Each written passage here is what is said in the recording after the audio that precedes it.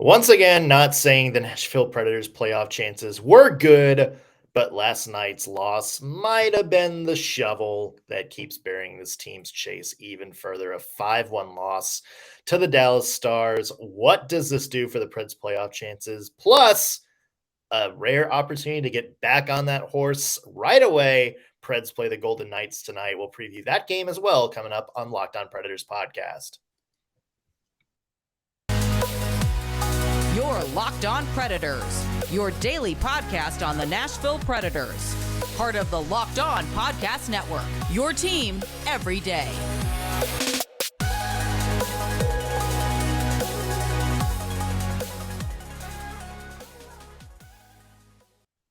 Thank you for making Locked On Predators your first listen of the day, every single day. We're your free daily Nashville Predators podcast that's available to you wherever you get your podcast and on YouTube.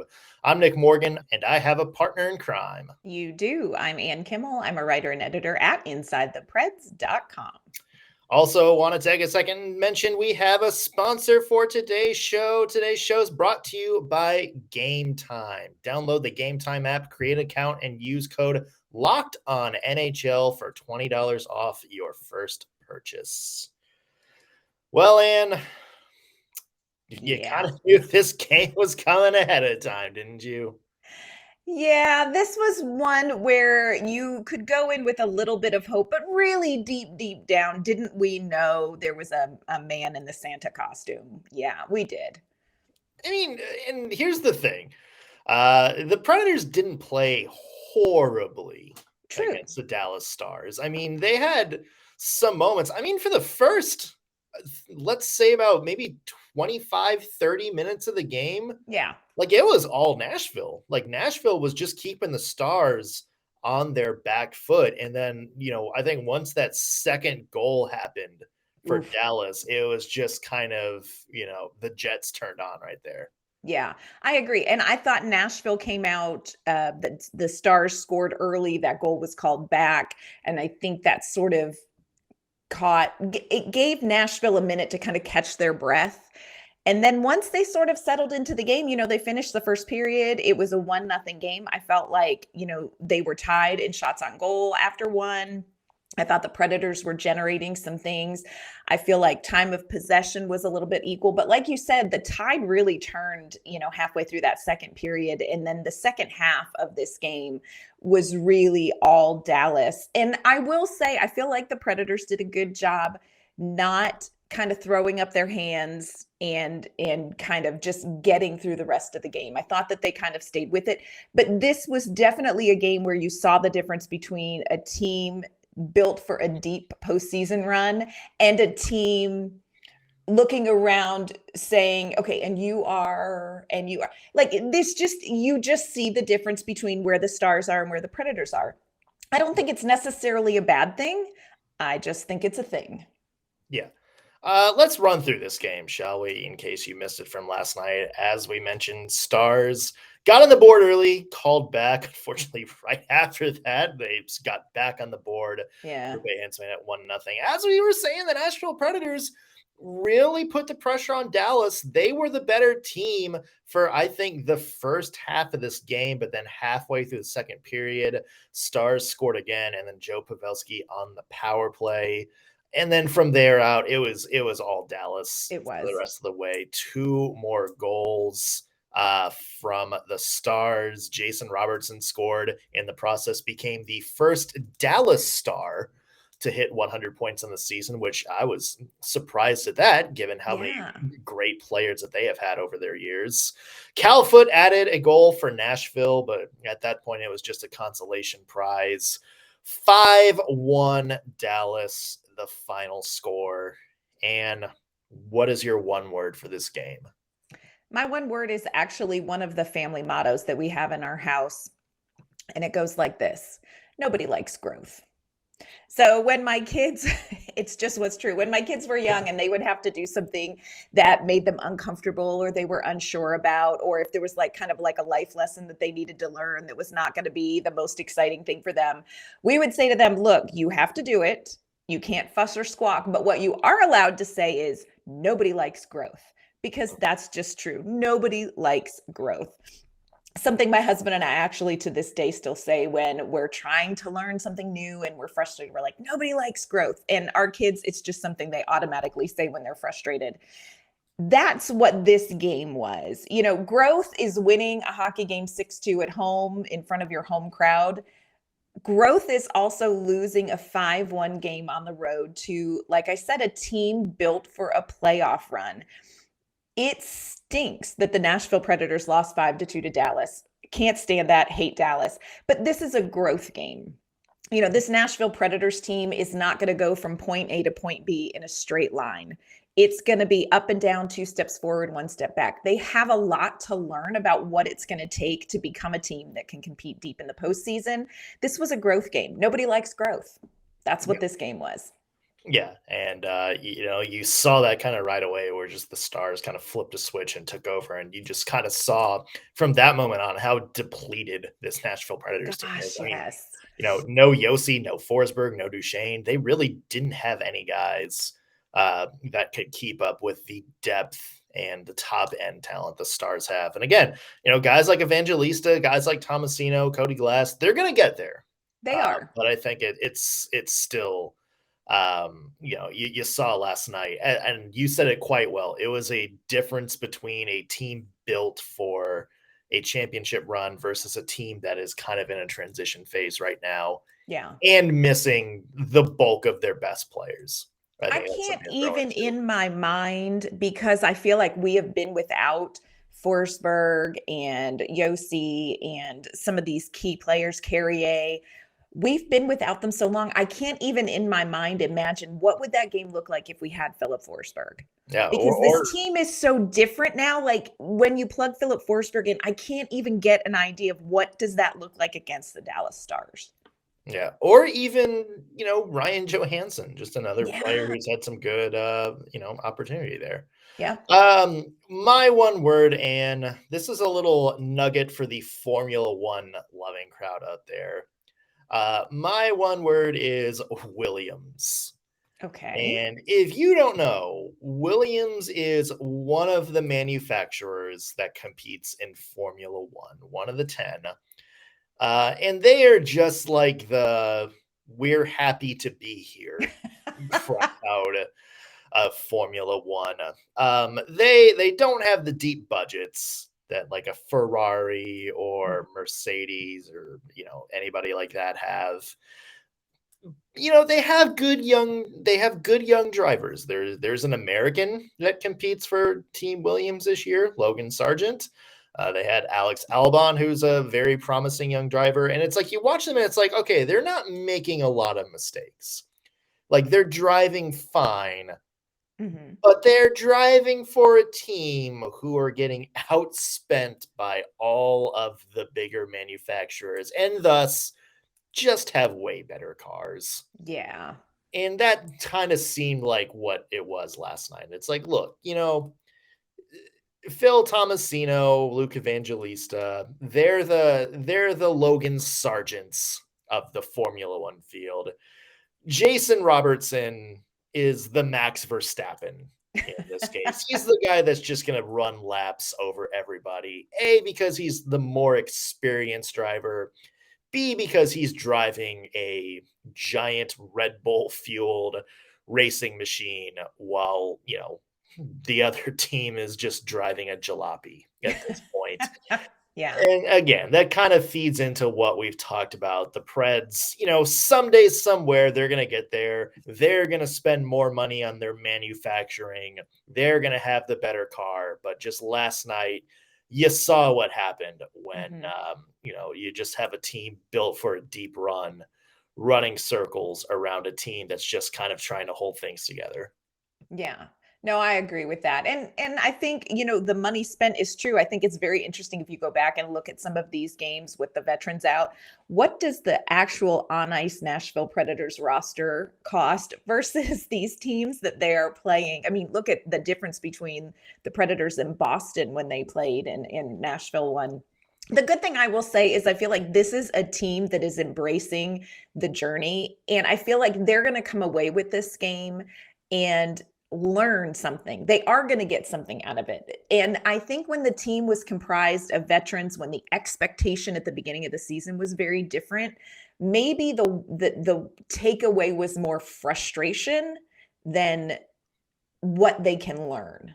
Yeah. And so I think there's a good vibe in the locker room. Yeah, there's not one of these young players that doesn't hate that game, doesn't hate losing 5-1. But I think there is a vibe in the locker room that is willing to say, okay, what do we need to improve on to be more like that team? And that gives us hope. Yeah. It's also worth noting that Juuse Saros, maybe not his best game. No, he looked a little peaked. Yeah. More from this game coming up in a second. And in the end, as we mentioned, the Predators right back at it, play the Vegas Golden Knights tonight. Another part of the gauntlet. And as we said earlier, It's so this brutal. week, another part of the gauntlet. We'll preview that game coming up as well. But first, want to mention today's show is brought to you by Game Time. You guys know you've been in this situation before. You want to go to a Preds game. You're scrolling the ticket resale apps or whatever, trying to find something cheap last minute, and then you're just stuck with all the fees. You're trying to figure out, is this in my name, their name? How am I going to get the tickets on the phone? Blah, blah, blah, blah, blah. Buying tickets to your favorite sporting events shouldn't be that stressful, folks. And that's why Game Time is the place for last-minute ticket deals. Forget planning months in advance. Game Time has deals on tickets right up to the day of the event. You can get exclusive flash deals on tickets for football, basketball, baseball, concerts, comedy, theater, and, of course, hockey. The Game Time guarantee means you'll always get the best price. If you find tickets in the same section and row for less, Game Time will credit you 110% of the difference. It's the fastest growing ticket app in the region. So snag the tickets without the stress with Game Time. Download the Game Time app, create an account, and use code LOCKEDONNHL for $20 off your first purchase. Terms apply. Again, create an account and redeem code LOCKEDONNHL for $20 off. Download Game Time today. Last minute tickets, lowest price guaranteed. All right, Ann, we're talking about the Predators' 5-1 loss to the Dallas Stars last night. A game that kind of never say never, but, kind of knocks the Predators' playoff chances down rather significantly at this point. Yeah. What stood out for you in this game last night, Ann? A couple of things stood out to me in this game. We've talked a little bit about sort of how the tide turned halfway through, and I think that was something that the Predators are going to need to look at. What sort of set that? Was it just Dallas stepping up their game? Was there just not the right response from the Predators? That's something they're going to look at. The other thing I wanted to talk about was the penalty kill. And last night, the Predators committed 4 infractions, and Dallas cashed in on 2 of those, which is a stat that we really haven't seen from the Nashville Predators. Their penalty kill has been so good. Here's what I want to say about that. And we'll see how this plays. But can we just give a little shout out to Cole Smith? Because he is such a part of the Nashville Predators penalty kill. And I'm not saying that, man, if Cole Smith was on the ice, they wouldn't have gotten those 2 goals. That is not what I'm saying. But I'm saying you're seeing when you kind of take one part out, whether it is Ryan McDonagh, whether it is Yakov Trenin, whether it is Dante Faber, whether it is Cole Smith, when you take one of those parts out, you really have an appreciation for how good this penalty kill is when they're all working together. That was really tough to see the Predators give up 2 power play goals. That's not something we're used to seeing from them. So, and I don't think that Cole Smith is going to be back tonight. It doesn't appear that he's going to be back, according to David Poyle this morning on the radio. So, maybe just stay out of the box. I don't know. Throwing it out there. Well, here's the other thing, Ann. How many goals did the Dallas Stars score in the power play last night? 2. Well, they scored 2. Yeah. Guess how many shots on goal total they had on those 4 power plays? Oh, don't even tell me. Go ahead and tell me. 2. Oh, I knew you were going to say 2 shots on goal. So, I mean, so bad. here's the thing. I mean, yeah, in one, like, there's a couple of those power play goals that were like, or at least one of them that I thought was like, okay, that was just a Yeah. really good play that you can't stop. But I mean, it's not like the Predators were just getting, absolutely hammered out there. I mean, they had two power plays where they didn't allow a shot on goal. So Yes. there was some growth there. Yeah, I mean, it was just, I think, again, Saros is not his best game. No. So, I mean, but it's funny because I didn't look at that penalty kill and be like, wow, this sucks. Like, this is a No. step back. They're missing people. Um, yeah, and I don't really know what to make of that because, you could argue, okay, well, the chances Dallas did get, quite efficient, two shots on True. goal on 4 power plays, 2 goals on 4 power plays. Hmm. But I don't know because it's not like they were overly bad. And again, I think that's like my takeaway from this entire game is the Predators weren't overly bad. True. I guess my thing with special teams and talking about the penalty kill and also talking about the power play, this is what I'm noticing, especially in the game last night against Dallas, is that the penalty kill looked pretty good, but gave up 2 goals, which is, like you said, 2 goals on 2 shots. So they eliminated a lot of shots, but Dallas was successful on 2. The power play, Nashville's power play, and I think this is something we've seen in a couple games. They went 0 for 2. But this is a power play that's did a good job of maintaining extended time in the zone. They were creating chances. So my question for you, Nick, is what is that little thing that they're missing to finish? Because we've seen the power play look good, but it's not finishing like we needed to. So what is that little thing missing in special teams that just this team is like 85% there on special teams? What's that 15% that's going to make the difference? They need a finisher. Yeah. And, they need somebody that kind of caps off that great run of play. You saw Matt Duchene be that guy last year. You saw Philip Forsberg be that guy last year. The guy who, there's great puck movement, great possession, great pressure, but you need that one guy that's going to be like, screw it. I'm either going to just cut straight to the net and take this pass, or I am going to get a lane and just rip a perfectly placed shot. And they don't quite have that guy with experience. I mean, Luke Evangelista is kind of that guy, and to an extent, Tommy Novak has been that guy this season. They, didn't score last night or anything like that, but Yeah.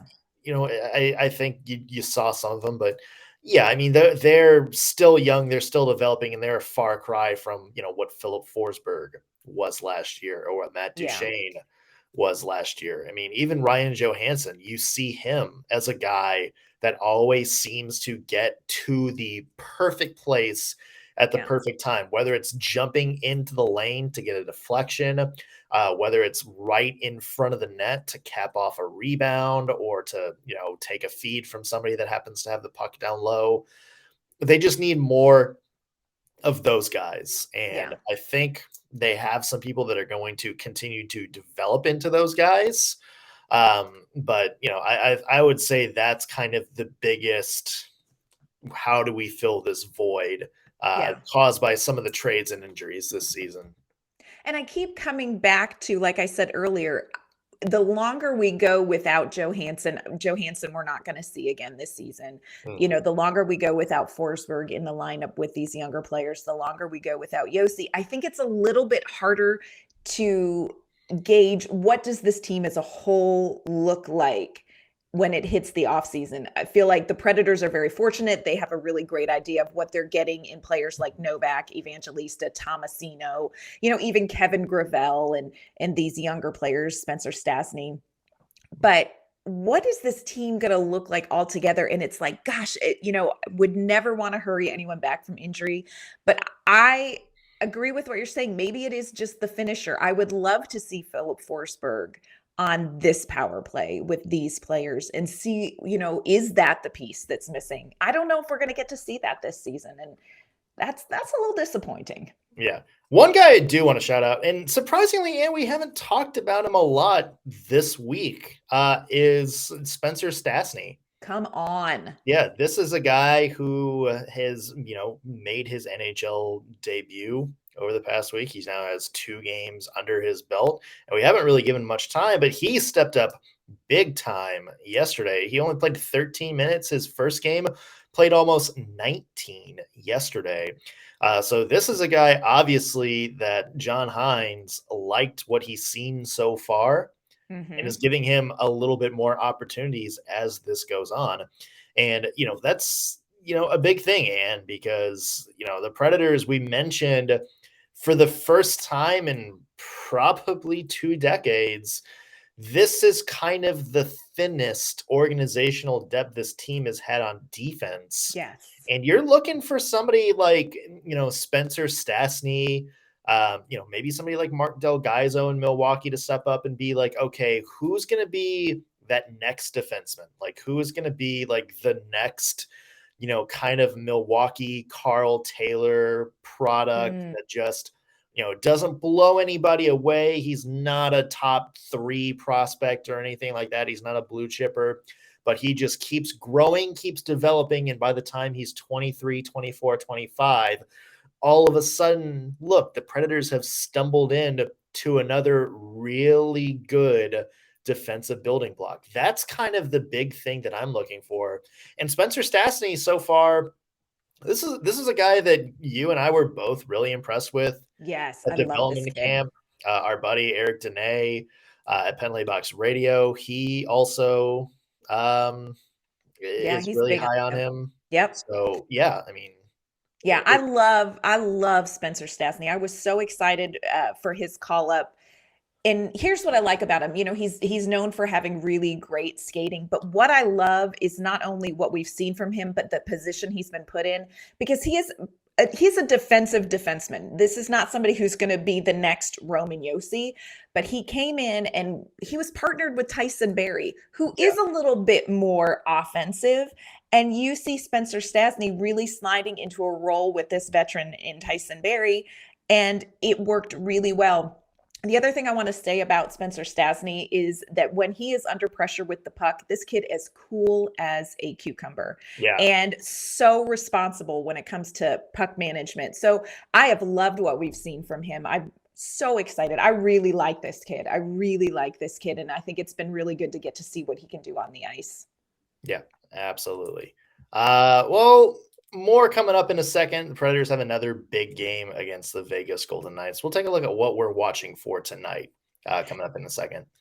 First, want to let you know this episode is brought to you by one of Nick and my very favorite things. It is brought to you by Built Bar. If you are looking for a delicious treat, but you are not interested in adding more fat and extra calories into your diet, you have got to try a Built Bar. Built Bars are so good because, number one, they are covered in 100% real chocolate. That's right. They look like a candy bar and taste like a candy bar. They come in unbelievable flavors. We are big fans here of churro. They have a peanut butter brownie. They have coconut almond. And I don't know how they do it, but I know they're very successful at taking these bars, making them taste like a candy bar, but making sure they have amazing macros. When you have a Built Bar, what you get is only 130 calories, only 4 grams of sugar, but you get a whopping 17 grams of protein. Here's the good news. You don't have to wait around now for a box to be shipped to your door. For years, we've talked about ordering at built.com, which you can still do, but now you can go to your local Walmart or Sam's Club. That's right. Head to your nearest Walmart, wander on over to the pharmacy section, and you can grab yourself a 4-count box of cookies and cream. We're working through that right now. Double chocolate or coconut puffs. But if bigger is better and you have a Sam's Club membership, head over to Sam's. Grab yourself a 13-count box with hit flavors like brownie batter, or again, big fans of churros. You can thank us later. And again, remember, whether you go to Walmart or Sam's Club, you can get your Built Bars at built.com. Again, check them out, Walmart, Sam's Club, or at built.com. All right, Ann. Let's do it again tonight, shall we? Oh, we should. Predators versus Golden Knights. This one at Bridgestone Oof. Arena, Pride Night at Bridgestone Yeah. Arena. And if you haven't seen those jerseys yet, those Come are fire. Those are on. absolutely fire. Oh my Uh, gosh. so the Predators, it's probably this is their season right now. If they don't win this one, Yeah. that means they will finally catch up with Winnipeg in terms of games played. And if they can't cut that deficit down, I think it's safe to say probably that dream of a surprise playoff run is over. What's your mindset if you're the Nashville Predators, just playing a tough game against Dallas and now going against the top team in the Pacific Division, one who is on a heater right now, points in 8 Yeah. of their last 10? Yeah, I think the Predators really have to be able to turn the page from last night and come back in, because this is a Vegas Golden Knights team that is not just going to be content like, hey, we're in the playoffs. This is a team like Dallas last night. They are going to come in and they are going to be competing hard. And like you said, this is a team that is on kind of a run. So the Predators have to be ready to make quick adjustments to whatever they feel like they need to take away from last night's game. I'm sure you and I will tell John Hines what that is when he calls us later today. And they've got to be ready to hop on the ice and compete again, because this is going to be another high compete game. It's not just that you're playing a top team in the Pacific, in the Western Conference. This is a team that is coming in and they are wanting to keep their position in going into the playoffs. So there is not going to be any rest tonight for the weary for the Nashville Predators. Right back on the ice, right back at it. Yeah, and it's one of those things where, we talked about this yesterday where, you have to find something to play for, Yeah. whether it's playoffs or not. And, for young players, you got to go out there and have an opportunity to go out there and grow your game, get more normal minutes and play against some good competition. If you're a team like, Vegas, you're obviously finding something to play for, but Kevin Lankinen is going to be probably starting in net. He's going to be fighting for maybe a bigger role down the road, or maybe some more starts. Who knows?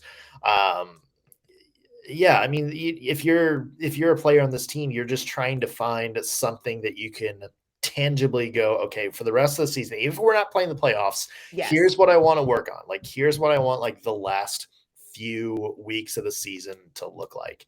And if you can do that, I think you're in pretty good shape if you're the Nashville Predators. But again, that's going to be a big if. And that's kind of the key from here on out, isn't it? And just finding something that you can look at and say, okay, like, here we go. Like, here's something to work on. Here's my something tangible to work towards these last 5 games. Yeah, I agree. And I think in some ways, this sets the veterans up for a little bit more of a challenge, because these young players, they know exactly what they're playing for. They are playing to prove that they are NHL caliber players. Now, they're going to have to come back in training camp and earn it all again, but they really are coming in here with a drive. I think the rest of this season, and I think the off season, the heat is on the veterans. The heat really is on the veterans. Prove to us what you're going to bring to this team as a veteran presence that we're not going to be able to develop in these young players. Or what are you bringing in the locker room as a veteran that is going to contribute to the development of these young players? And we've heard and seen a lot of positive things about some of these veterans with the younger players. Luke Evangelista talked about it after the last game. Like, it's not even so much on the ice what the veterans do, it's what they do off the ice in the locker room, just creating an environment. But I think the heat is on the veterans. Like, figure out what you need to prove to management, to yourself, and dig into that. The heat is on the veterans the rest of this season, and it's going to be on the veterans in the off season. Bring your best game. Yeah, I 100% agree with that, because, it seems like this may not be the extent of all the changes that Barry Trotz wants to make with this team next year. The trade deadline may have just been the tip of the iceberg. You have guys like, Colton Sissons, who's got a big contract. His name's was vaguely mentioned as a possibility of maybe being moved. You also have guys like Yakov Trenin who have been on the team for a while, that are, they have contracts coming up, and the Predators are going to decide, okay, is this a piece that we want to keep, or a piece that we want to flip? Maybe we just don't see him long term. Same for somebody like Tyson Barrie. He just came over. There's a lot of people that were like, okay, he came over as trade bait. The Predators may try to flip him somewhere else. Is he somebody that can maybe step up and say, hey, like, I want to be a part of this moving forward. I can step up next year and be a guy that helps lead this young team into where they want to be moving forward. So there's definitely a lot to play for the veterans as well. Yeah, they need to find their niche. Like you talk about Yakov Trenin. What is it that Yakov Trenin brings to this team? He's amazing and pesky as fire on the penalty kill. I think all the veterans need to figure out, what is it that I uniquely contribute to this team? And they need to show that off. Yeah. And one key tonight, what do you think? Yeah, key tonight for me is just offensive. You got to get the pucks on net. You got to get bodies in front of the goaltender. Last night, if you look at the shot maps, you'll see that Dallas, a lot of their pressure came from the slot. Friends, it is not lava. Dallas proved it. Let's get some Nashville Predators in there. They just had a hard time transitioning from the game around the perimeter to getting it into more high danger areas. That's what they need to do tonight. Get that puck in high danger areas, get pucks on net, be ready for big rebounds. To me, this is going to be a good defensive key for that first young forward line. Whether it's Cody Glass or Tommy Novak that's out there, Luke Evangelista, Phil Tomasino on the wings. This is going to be a good opportunity for them to kind of test their defensive skill, because they are going against what's been one of the best lineups in the West here recently, especially with Jack Eichel at center. So you're going to have an opportunity to go head to head with one of the hottest players in the NHL right now. And, over the past 5 years, one of the best players in the NHL. So this is an opportunity, if you're Cody Glass and Tommy Novak, to go out there and outplay one of the best players. I mean, that's a good opportunity. We talk about, in football and stuff, when there's practice, you talk about good on good. That's how you get better. This is how those players on our team are going to get better, is games like this where you have an opportunity to go against a really solid offensive opponent. Yeah, I agree with that. I also think special teams, Vegas is kind of middle of the road on some special teams. We talked about it earlier. The Predators have to find the finisher on the power play if they get that opportunity. Yeah. So should be an interesting game. 7:00 Central puck drop at Bridgestone Arena. We will be back here tomorrow talking everything that went happen. Who knows? Maybe another surprise win, and You just don't know. We'll be very confused about what happens for the rest of the season. Who knows? And where can people find your work? You can find my work online at InsideThePreds.com. You can find me on Twitter at ANK_Mama on Ice. You can find me at penaltyboxradio.com. Follow me on Twitter at _NSMorgan. Also, be sure to follow the podcast at LO_Predators. And however you're listening to us, whether you're watching this on YouTube or listening on your favorite streaming platform, hit that subscribe button. That's going to do it for us on today's Locked on Predators podcast. Thank you for making us your first listen of the day. We will be back tomorrow with an all-new episode